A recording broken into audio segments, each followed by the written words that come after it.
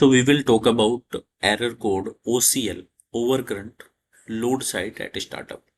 Like when you are starting your VFD, your motor, so suddenly it is showing overcurrent. Okay, so in that case there are too many chances. Like one is short circuit occurs on output side. Like you need to just check like L1, L2, L3 of output, like nothing is short there, like with the L1 with L2.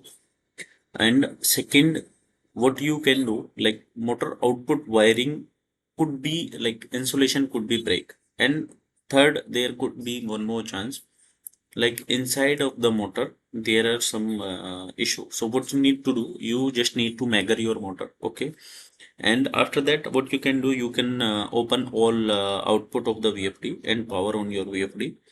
If still this error remains, it means there is problem inside of the VFD. So if inside of the VFD there are too many things could be, like connector terminal could be short circuit, and otherwise there are chance that power card of your VFD that is damaged. So with these things you can you can do analysis, and with this analysis you can resolve your issue. There are more chance, like if you will follow these all steps, so your error will be resolved. If it is still coming, so in that case you need to connect with the manufacturer of your VFD.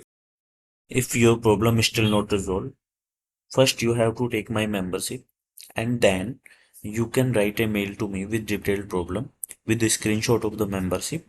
I will provide you solution, and I will give you one PDF also which will help you to resolve all your issue, and I will support continue.